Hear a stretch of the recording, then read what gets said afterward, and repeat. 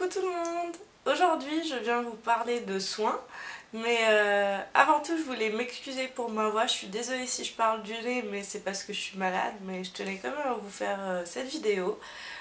Pour celles qui se posent la question sur mon expérience au Brow Bar Benefit chez Sephora, je suis super satisfaite, donc je suis super contente du résultat. La prestation s'est super bien passée, donc je remercie Sephora et Benefit de m'avoir permis de tester ce brow bar. Et donc tout de suite je passe vous parler de mes produits de chez Lerac. Donc je vais vous parler aujourd'hui de ces deux produits là.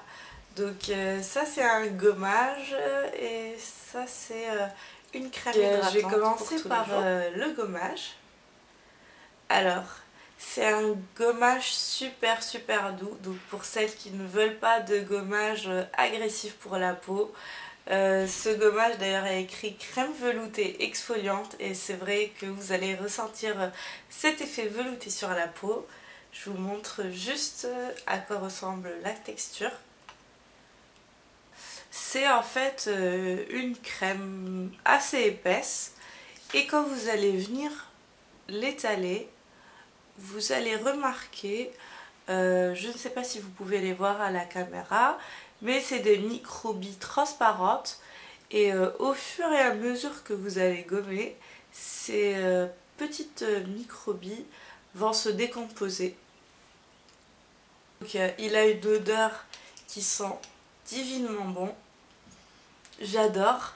J'arrive pas à définir l'odeur en fait, mais j'en suis raide dingue. Ça sent super bon, donc je récapitule. Si vous êtes à la recherche d'un gommage qui est à la fois doux et qui fait très bien sa fonction, qui ne vous attaque pas la peau, que vous n'aimez pas l'effet granulé rêche sur la peau, ce gommage est vraiment idéal pour vous. Ensuite j'ai cette crème, donc c'est l'Hydra Chrono Plus, donc c'est une crème onctueuse, nourrissante, multiprotection. Il me semble qu'elle est adaptée pour peau sèche à très sèche, appliquée le matin et ou le soir sur le visage. Donc je vous explique, j'ai une peau mixte à vrai dire, et avec le froid, elle a tendance à tirailler et à s'assécher. Donc j'ai le front qui pèle et j'ai les joues qui tiraillent. Donc ça se voit à l'œil nu même. Je commence même à avoir des croûtes et tout. Donc je suis obligée d'utiliser des crèmes adaptées pour les peaux sèches. Par contre, dès qu'il commence à faire chaud, je dois changer ma routine parce que je n'ai plus du tout ce problème-là. Au contraire, la zone T commence à devenir un peu huileuse, donc un peu grasse. Et dans ce cas-là, ce genre de crème n'est plus adapté pour mon type de peau. Donc voilà, c'est très compliqué. Je dois toujours m'adapter à la saison et aux besoins de ma peau.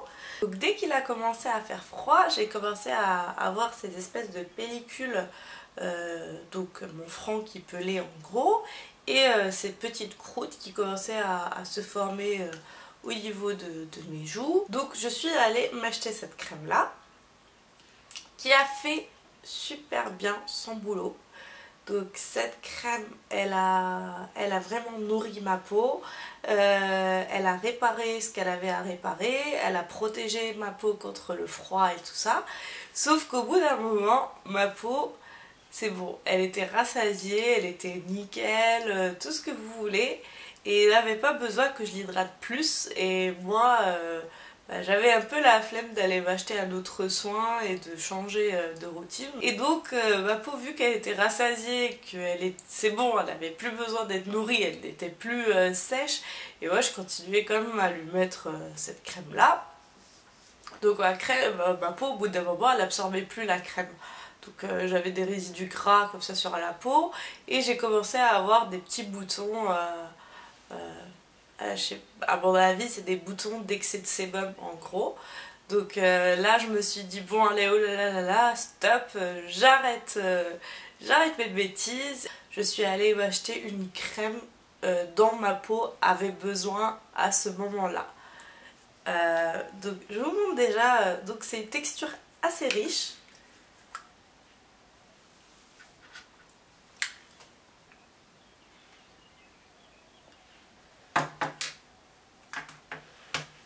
Voilà, donc elle est un peu rosée la crème. Elle s'étale super bien, donc on sent quand même qu'elle est riche, hein. Elle n'est pas... disons qu'elle n'est pas super épaisse, mais elle n'est pas légère non plus. Voilà, donc je pense que c'est quand même une crème idéale pour les peaux sèches.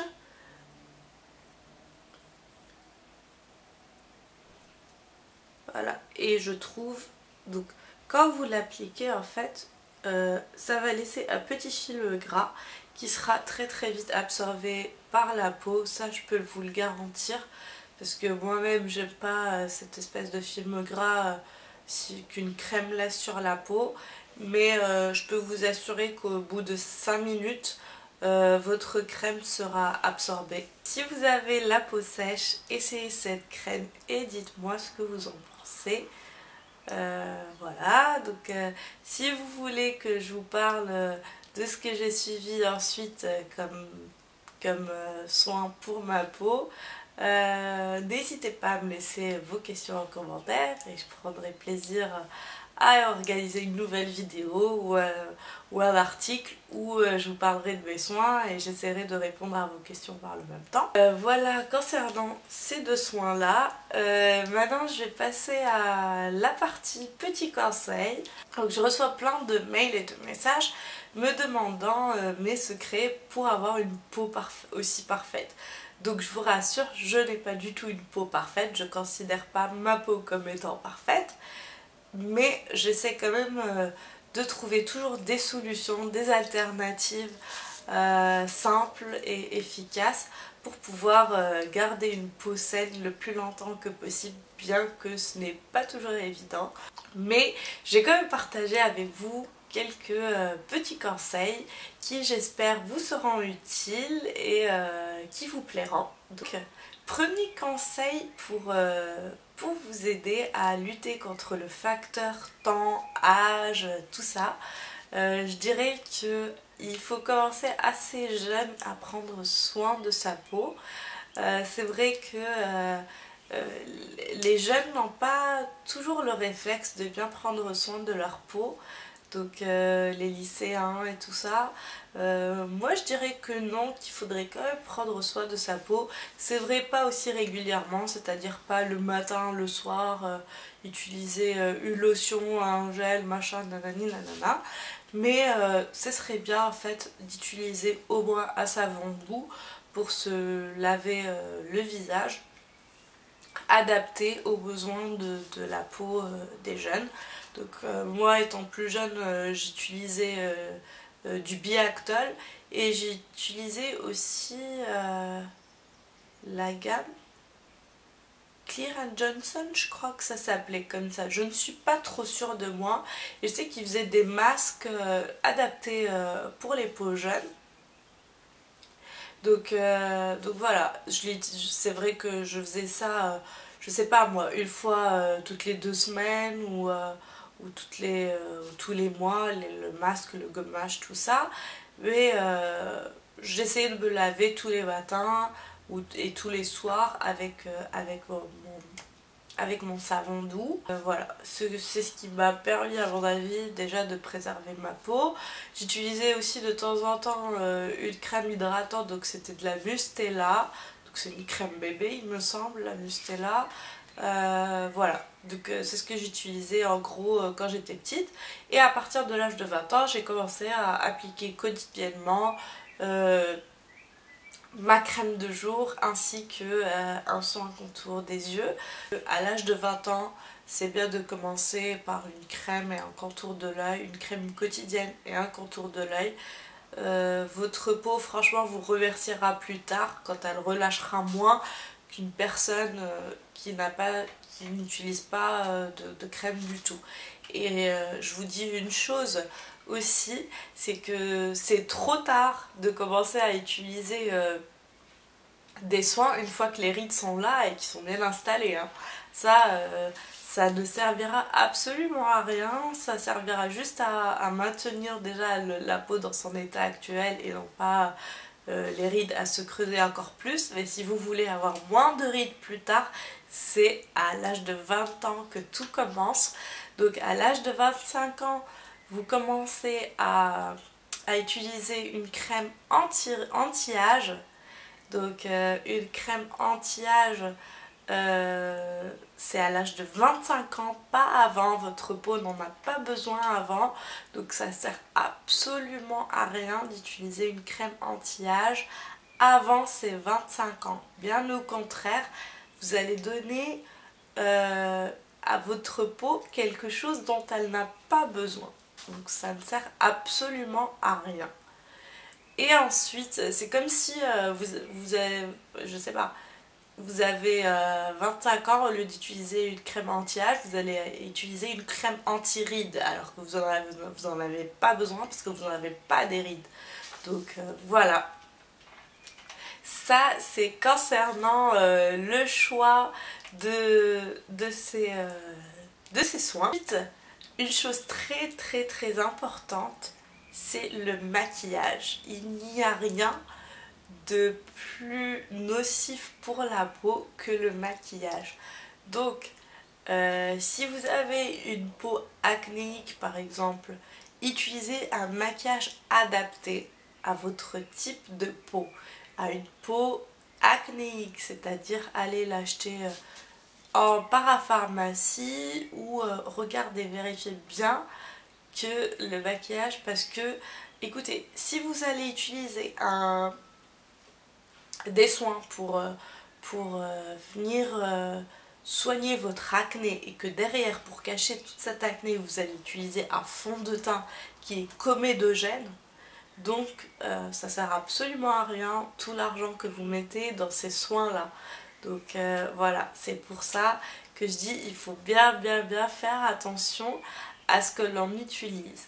Une deuxième chose, et ça c'est valable pour tous les types de peau, tous les âges, tout ce que vous voulez, c'est de bien se démaquiller avant de dormir. Ne dormez jamais avec votre maquillage parce que c'est pendant votre sommeil, la nuit, que votre peau respire. Donc si vous n'allez pas vous démaquiller, pensez bien que la peau ne va pas respirer comme elle en a besoin.